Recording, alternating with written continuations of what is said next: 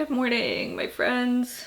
Ugh, I was just reading, but it was like one of those reads where it's the daytime, but like, feel sleepy. I started reading Dear Laura by Gemma Amor. I'm 47 pages into it. Just about halfway. It's not very long. It's not a very long story at all. This is one I picked because I've been having movie roles, right? This is one I chose for myself. I had started reading something else and I was like, you know what, I really want to read this actually. And okay, so, my God, my brain. How can I be like caffeinated and falling asleep? It's called probably undiagnosed ADHD. What I was saying was, this is about a woman named Laura who at this point in the book I believe is in her mid-40s and for like 30 years has been taunted by a person who she believes took her like teenage friend Bobby, and this person says that Bobby is dead. This person has been sending her anonymous letters for 30 years. And at this point in the book, in the present, I think Laura is like, she's walking through the woods and I think she's going to like meet him or something. Or like finally discover like where Bobby's body is supposed to be or something like that. But she's been doing this like over and over again for years.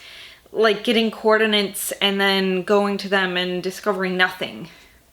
Like she's just been taunted by this person. But when I read this at first, when I read the synopsis, it says that he'll only tell her what he knows in exchange for something personal.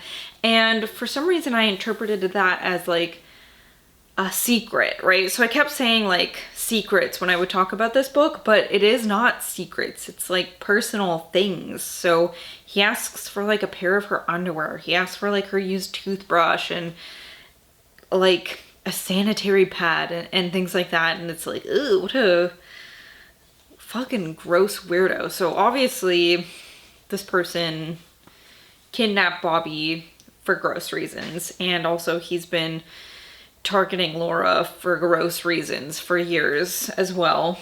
So there is a tooth on the cover. I'm thinking this gets really super gross. I'm thinking, I don't know. So like I said, I'm halfway through this. I'm not anticipating it's going to take me very long to read it, but I also watched, you know, I thought about watching Haunted Mansion. That's what I rolled yesterday. Lavi didn't really want to watch it with me. I wasn't really in the mood for like a children's movie, so I ended up pulling again from my deck. Well, actually, first I pulled Suspiria, which I watched. And then I pulled Sleepaway Camp 2, Unhappy Campers, which I watched. And I enjoyed it, not quite as much as the first Sleepaway Camp, but in this one, Angela from the previous movie is a camp counselor and she really wants everyone to follow the rules, gets very upset when the campers are not following the rules, and she's a little bit strict there. You know, she just wants them to follow the rules. And they're not really doing that. And she's not coping very well with that. So it was fun. Not quite as good as the first one, but fun still. Like one that probably I would buy a copy of and would like to rewatch. You know, there was a really great death scene actually involving an outhouse. So I'm gonna roll again here. A 6. What is this? A bat. So that is a novella. So that is a novella. So I will have to finish Dear Laura first before I get to this. But that's just showbiz, baby. Soft ceremonies. I don't think so, Buster. I've already read you. The Forbidden Garden, okay, by Ursula Curtis. Let me go grab that. So this is a book that I have tried reading in the past, but it was like 2 years ago in October, and it was just a time where I wasn't really, I was having some mental health issues is really what it was. And I wasn't reading anything, and this is a book that I picked up and abandoned. So let me read to you the synopsis of this. I got this from a used bookstore called the Book Den in Santa Barbara, California, which was a cool little place. They had a couple things there. I also found a copy of Wormwood by Poppy Z. Bright there, and I feel like there was like one other thing that I found there. It wasn't, was it another Poppy Z. Bright book? It was not Exquisite Corpse though, and it was not Lost Souls. I don't know. Anyway, that doesn't really matter. But it was a cool little shop. They didn't have like a huge horror section, but there were a couple things that I found there. And it wasn't like, I didn't feel like I got at anything for a steal, but it wasn't outrageously priced. Okay, Mrs. Marable, an elderly widow, hid a ferocious animal cunning behind her mask of tart respectability. Her main interest was gardening, which fitted in admirably with her business of murder. She kept a line of handsome poplars at the edge of her country lawn, and at intervals Mrs. Marable had occasion to order a hole dug for another tree. These occasions usually arose when there was a body to dispose of, a body that had been a hired companion, one without relatives, but with a tidy nest egg, which enabled Mrs. Marable to enjoy her little luxuries. But she finally made a mistake. What happened to Aunt Alice? Whatever Happened to Aunt Alice is the movie based on this chilling suspense novel. So I've never heard of this movie, but apparently there is a movie based on this. I do love this cover. Of course, when I saw, what I first saw was the spine at this bookstore, and then I was like, this is something I need to check out. And then when I saw the cover, I was like, this is really something I need to check out. I've never seen the movie, honestly, never heard of the movie, but it says it's more terrifying than What Happened to Baby Jane, which is, you know, the movie, is it called Whatever Happened to Baby Jane? I've seen it. It has Bette Davis, yeah, Whatever Happened to Baby Jane. It has Bette Davis and Joan Crawford, two sisters, one disabled and the other one kind of holding her hostage. Great movie if you haven't seen it. They're both, it's just like stars, older stars, obviously, Bette Davis and Joan Crawford, but it's like you can see why they were stars still, even in their older years, you know.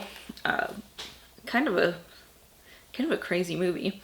So anyway, this is The Forbidden Garden, and this will be my next read after I finish this. I'll try to do that today. This week won't be, I don't know. I do have I have a final this week and one of my like quarterly exams I have in my psychology class. And they're not difficult because I can use my notes and I'm good with my notes, and they're much easier than my stupid personal finance class is. Like, I'm not worried about taking the tests in that class, because when I read the textbook, what I read in the textbook is then on the test. Unlike my personal finance class where I spend days reading the textbook and taking notes, and then I go to take the test, and for some reason I don't find the information that I'm testing on in the textbook. So I do have my final for my personal finance class, and I'm a little bit nervous about that. So I have those two this week, but like that's all I have for class shit. But today I do have some house tours and shit that I would like to catch up on. And also, I've been playing through Dragon Age Inquisition.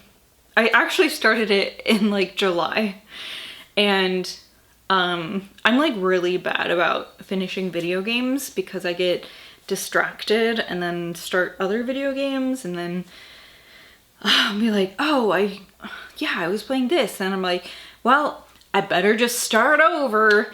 And so this weekend I finally finished like Dragon Age Inquisition because the new game is coming out at the end of October. So I'm like finished with that, except for like the DLC content. So I'm gonna play through some of the DLC content today. I'm probably gonna just like set a timer for myself and give myself a little bit of time to do that a little bit. And then I've got, like I said, some other shit I need to take care of, but hopefully it'll be a nice chill day. And then tomorrow I can focus on getting some school shit done.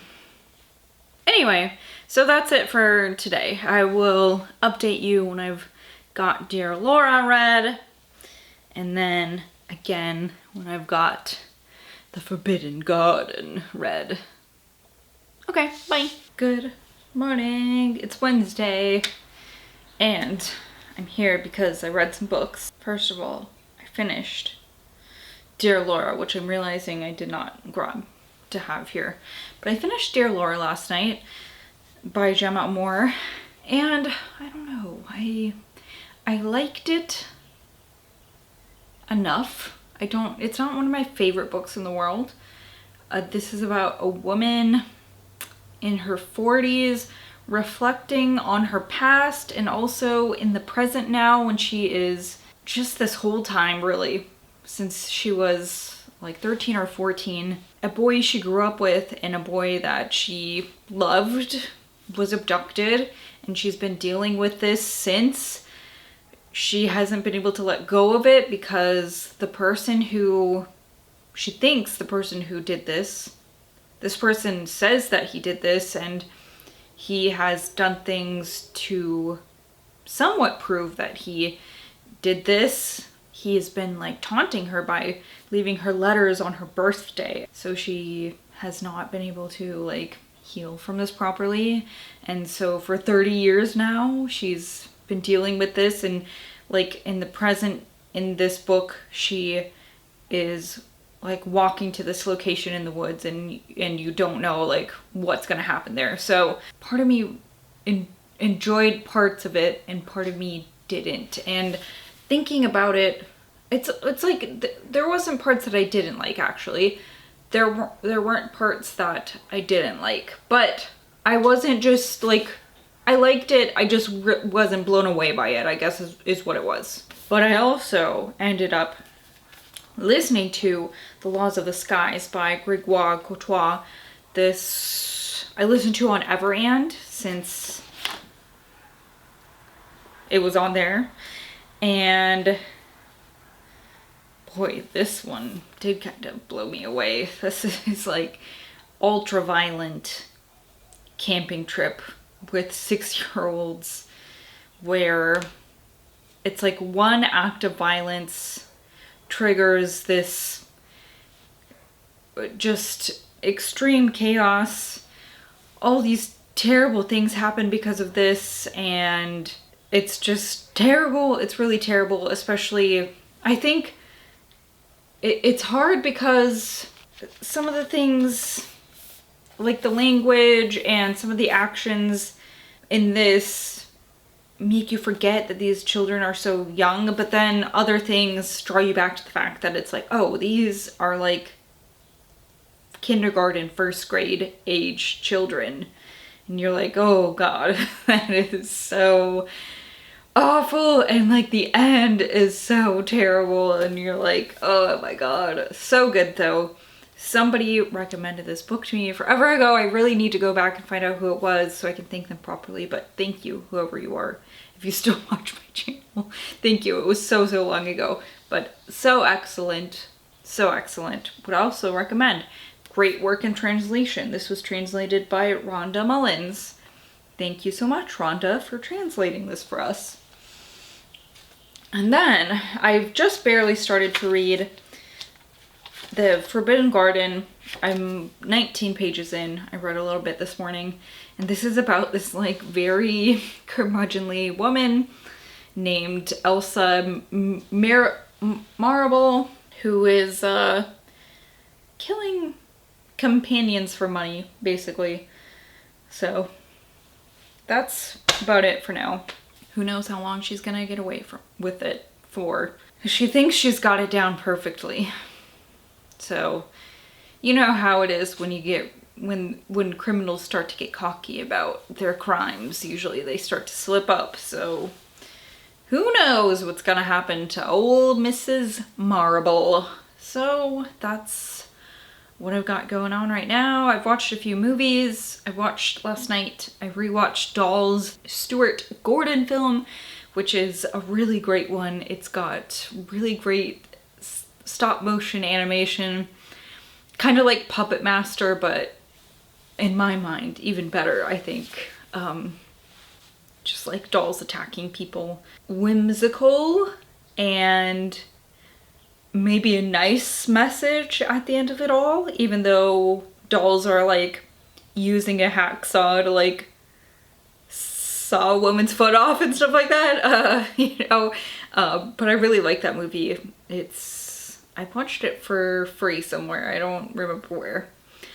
And the night before that, I watched this fucking weird movie on Shudder called Daddy's Head. I feel like they need a workshop of that title, but now it's out there.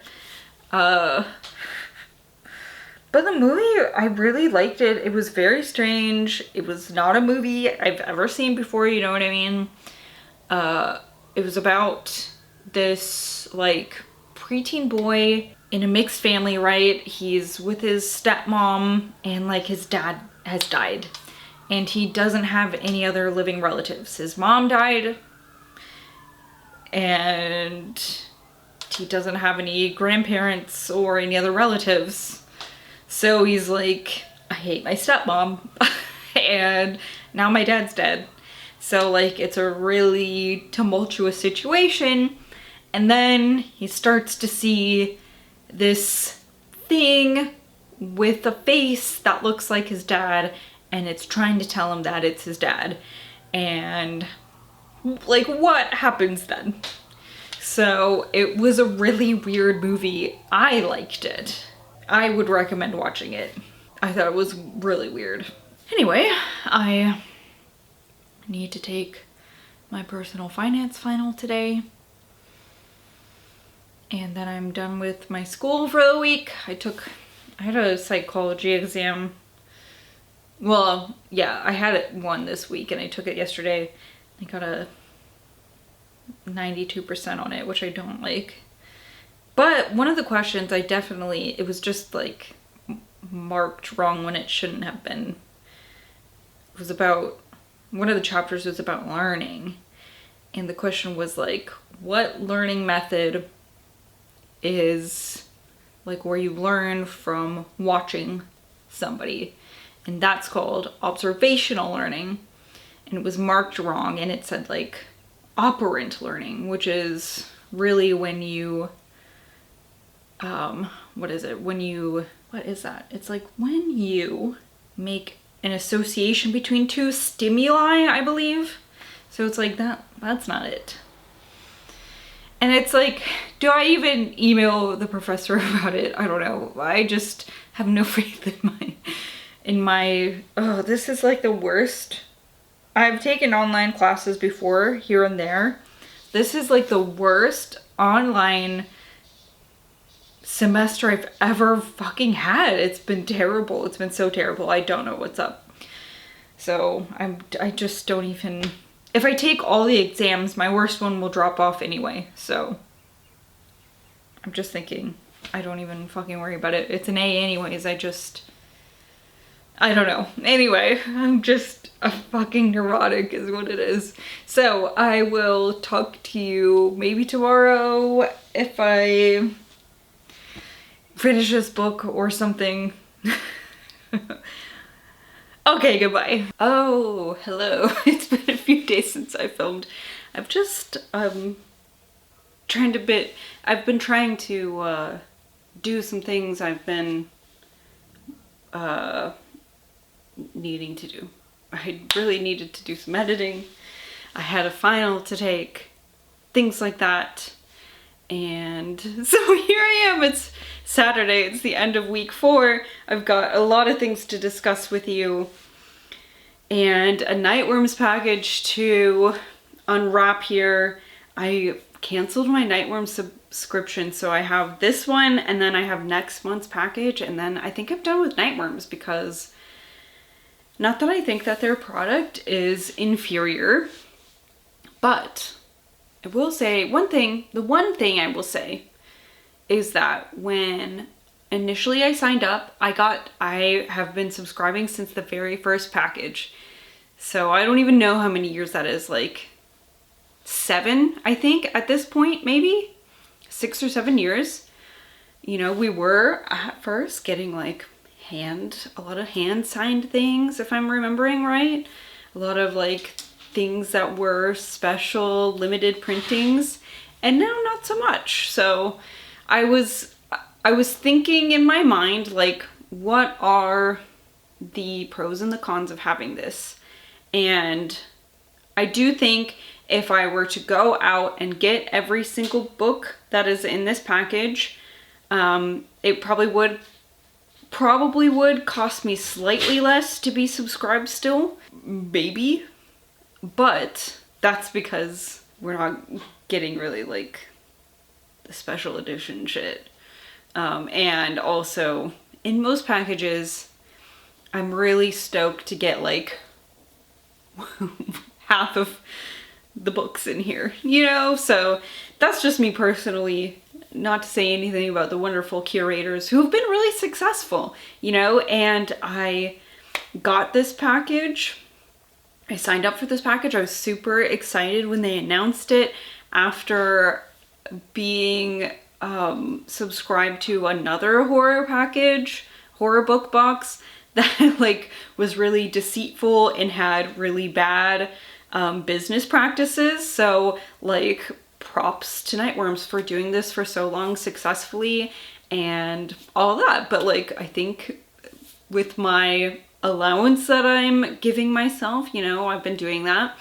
I think that I just would rather pick things out for myself with my money now rather than having a bunch of subscriptions. So I did keep it long enough to get November's package because there is an author in there that it says it's going to be signed. So I'm hoping it's an actual signed copy and not just a signed book plate, hopefully, which is why I'm sticking around for that one specifically. But after that, it's gonna be it. So I will be opening that.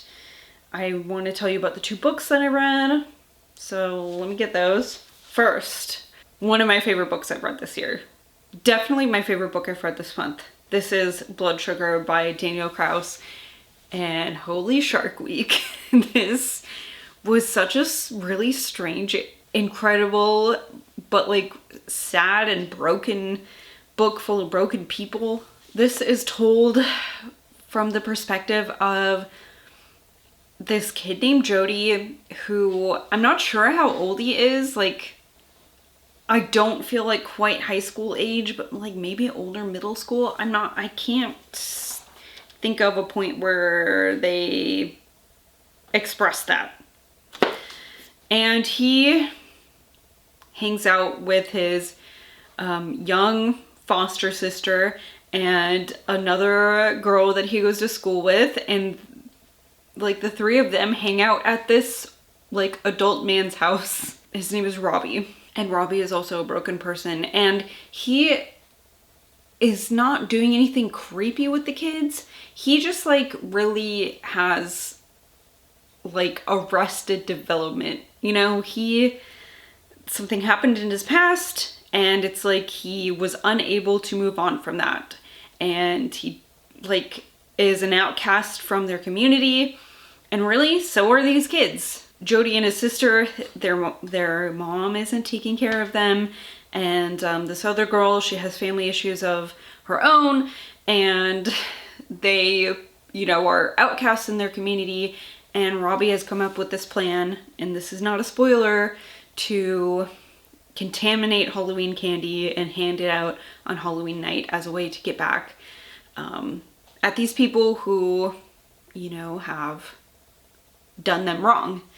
And this almost feels like you're in a different world when you first go into it. The writing is kind of different, like the way it's set up. The quotes aren't quite quotes. They aren't written like they're quotes.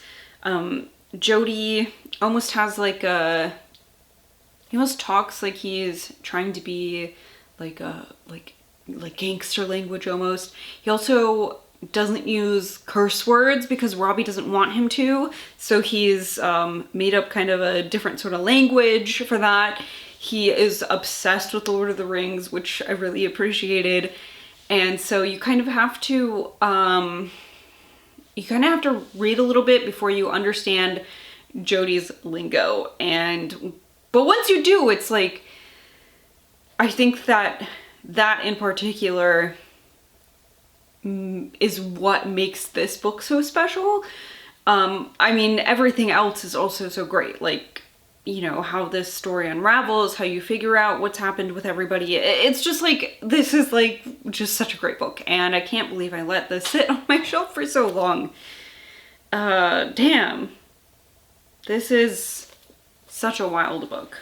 And it takes place like leading up to Halloween. So if you're looking for something that's like really fall feeling, that's it. I also finished today the book for my latest prompt, my latest roll. So I will roll again, but this was The Forbidden Garden by Ursula Curtis. This is about an older woman named Mrs. Marable, and she's a like very suspicious old lady, and she's suspicious because she has been doing bad things, right? And you know, it's like one of those things where it's like, sometimes people, if they're doing bad things, or sometimes people, if they're very suspicious of things, it might be because they're doing bad things in their own private lives, you know? So she has been taking in companions and then murdering them for their money. And you know that she's doing this, right? But she gets this new companion and she becomes very suspicious of this companion's, like, why did she answer my ad? And then she's suspicious of this person and this person, and it's just a lot of suspicion. She's such a suspicious old lady. And she has reason to be, but you don't really find out until the end, like, exactly what's going on. And, like, will Miss Marable get her just desserts and all of this. This was short and sweet. I read most of it this afternoon. I haven't really had time to sit down and read very much in the past few days, so like this afternoon I was like, alright, I gotta get this done because I'd like to move on. Not that I wasn't enjoying this, because I did really like this. I would say, I would recommend getting this. Or I would recommend picking this up if you know, ever have the opportunity. I just I wanted to roll again, honestly, is what I really want. But I did like that book. I've also watched a few movies. I rewatched the 2018 Candyman. Wait, no, is this 2018 or when did this movie come out? It wasn't 2021, was it? Oh, the 2021 Candyman, that makes more sense. I've rewatched this. Letterboxd says I've logged this movie 4 times now. This is one of my very favorite movies. I love it just as much as I love the original. If you haven't seen it, oh god, what an addition to the franchise. Did I say remake? Because it's not really that. It's not a remake. It is in addition to the franchise. But that one's great. I also watched this movie called Caveat, which came out in 2020. That was on Shudder. I watched this because the same director did Oddity, which I really loved earlier this month. And this one was also very strange. I don't know if I liked it quite as much as Oddity, but it was about this man who is recovering from a traumatic brain injury, and like this guy shows up and he's like, we're friends. And the TBI guy is like, okay, I don't know if you're telling me the truth, but okay. And the guy's like, I need you to do this thing for me. I'll pay you to do it. I need you to like sit in this creepy old house with my niece who has some sort of mental illness. Her father's recently died and she won't leave this house. And the guy's like, okay. And he gets there and there's just like all these things that he has to adhere to that make him uncomfortable, but he doesn't feel like he can back out of the situation. And also, he doesn't really even know if he actually knows this guy because, like I said, he has memory loss from this traumatic brain injury that he's had, and the house is creepy. The young woman he's with has some shit going on, and it was pretty good. And then last night I watched one that was newly put on Shudder called, I think it's called Mad S, or Mads, I don't know, I think it's Mad S, which was interesting. It was one of those movies where it was like one continuous scene, you know what I mean? Like, there weren't cutscenes. It was like one continuous, like, we're rolling and that's it, which I do find really appealing. But what I didn't like is that there is something going on, some sort of contagious thing, and there didn't seem to be any rules with that, because it was like one person got it from being in contact with blood, and then it's like, but this other person got it, and it's like there didn't seem to be, I didn't see any kissing, any blood, any sex, right? But then this other person definitely got blood in their mouth and they didn't. And so it's like, this doesn't have rules, which really bothers me. So it's like the whole thing in my mind is like, that's it then. I can't take any of this seriously now. Because that's all I could think about. My brain just got stuck on that. But there was this actress in it. She played this character called Anais, and she at one point was like being very creepy, and I really appreciated that. So I don't know, it was kind of a toss-up. It's like they give this virus rules, but then they don't adhere to it, which is really annoying. But also Anais was very fucking creepy and I really liked her. So I don't know. So let's move on to the Nightworms, and then I will do my roll. Okie dokie, artichoke. Let's see what the theme is. Okay, the theme for this month was Voices to Fear. So first book here is This Cursed House by Del Sandine. Beautiful cover here, maybe a haunted house story. The synopsis for this says, in the fall of 1962, 27-year-old Gemma Barker is desperate to escape her life in Chicago and the spirits she has always been able to see, when she receives an unexpected job offer from the Ducon family in New Orleans. She accepts, thinking it is her chance to start over. But Gemma discovers that the Ducon family isn't what it seems. Light enough to pass as white, the black family members look down on brown-skinned Gemma. Their tenuous hold on reality extends to all the members of their eccentric clan, from haughty grandmother Honorine to beautiful yet inscrutable cousin Fawcett. Then the shocking truth comes out. Gemma learns the Ducons are cursed, and they believe only she can free them. As Gemma wrestles with the gift she has run from all her life, she unravels deeper and more disturbing secrets about the Ducons. Secrets that stretch back over a century. Secrets that bind her to their fate if she fails. So it also says, in this Southern Gothic horror debut, a young black woman abandons her life in 1960s Chicago for a position with a mysterious family in New Orleans, only to discover the dark truth. They're under a curse and they think she can break it. So actually, this sounds really interesting. I do love, yes, the Southern Gothic vibes. I love the old New Orleans, the old South names, Fawcett and Honorine. Love that. It kind of reminds me, thinking about this, it reminds me of one of the, did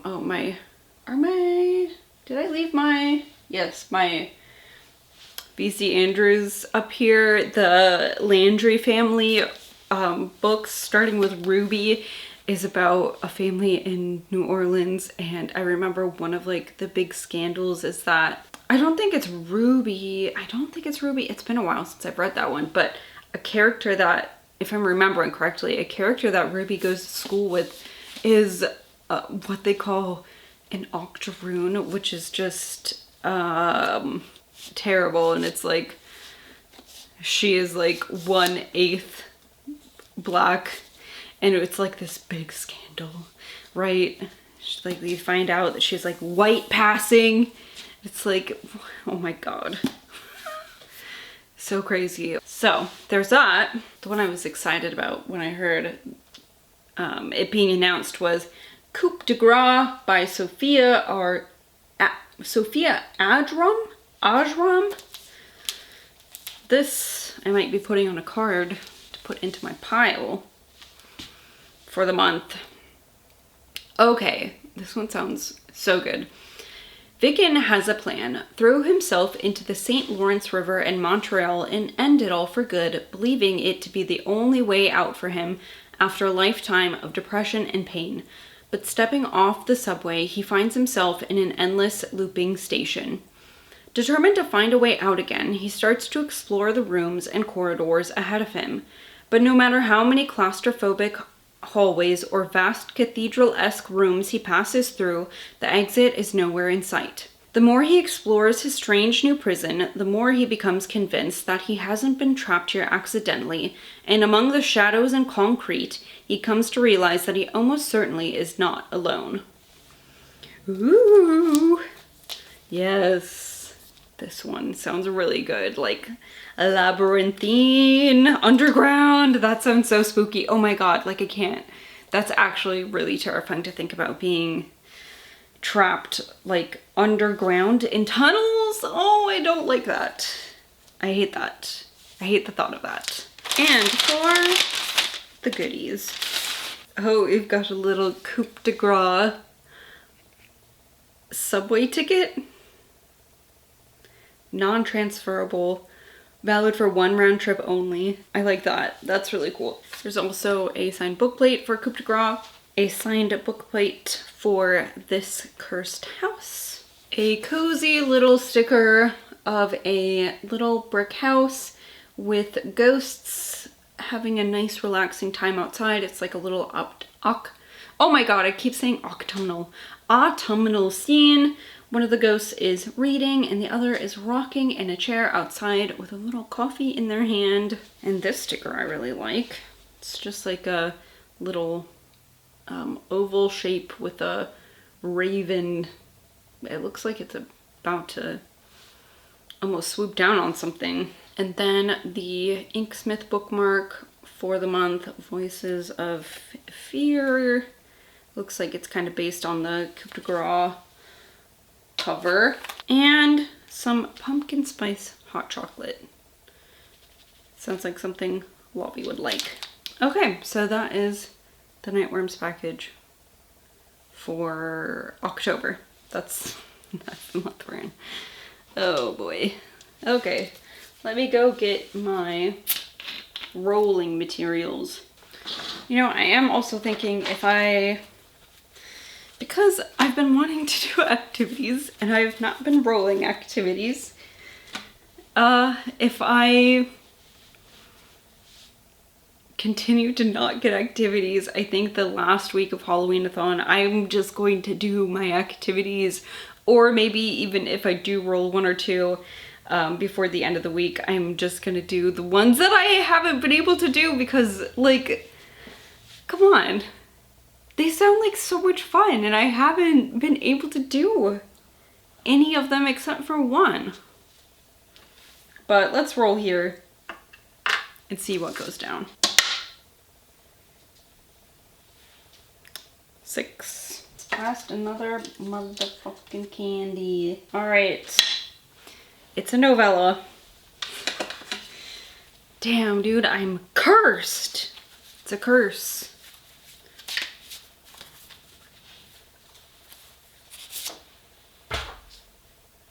Funhouse by Diane Hoh. Let me get it. Okay, so this is a point horror book, Funhouse. Let's read the synopsis. When the Devil's Elbow roller coaster goes off its track and several teenagers are hurt, everyone thinks it was just an accident. So no one listens when Tess says she saw someone tampering with the track. But one person knows it's true. That person is playing a deadly game and is going to make sure Tess doesn't stand in the way. Tess soon finds she's being terrorized with threatening notes, menacing phone calls, slashed tires, and nasty pranks. When another accident occurs in the fun house, Tess is sure that she was the intended victim. Who is committing all these horrifying acts and why? Tess is just beginning to realize that the fun house can scare you to death. And then the tagline says, "You can die laughing." So there's that. This sounds like fun. I wonder if this takes place in the summer or in the fall. I'll have to figure it out. If it says, maybe it doesn't even say. But, you know, with carnivals, I feel like it's either a summer or an autumn activity. So, okay, that wraps up my week 4 vlog. Also, a little mini announcement. I don't know if I will have this edited before this happens, because tomorrow I kind of have a family thing going on with a family member who's out of town and going to be in town. But I am going to be doing a live with a couple people for the Elusive Exclusive Book Society. We're going to be talking about an H.P. Lovecraft story that's going to be on Pulp Mortem's channel. So if you don't catch it live, make sure to catch it on a live. Yeah, I'm excited. I've never, well, now I have, but up to this point I hadn't read any H.P. Lovecraft before. And so I think that will add a level maybe of interest to that, possibly. Also, there will be dress up. So, yes, if you're interested in that, I think it's going to be a really fun time. So, check that out. If you're, if you're watching, if I've uploaded this before Monday, it's Monday, October 21st at 11 Pacific time. And if you're watching this and I haven't, if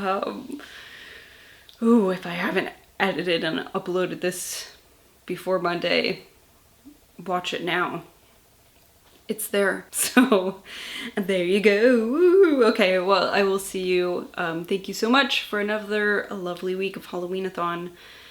And I hope you're having a really great spooky week. Goodbye. Sorry, my cat just made a creepy noise. Hello. An amendment to the end of my video. This is not on Pope Mortem's channel. This is on the Book Graveyard.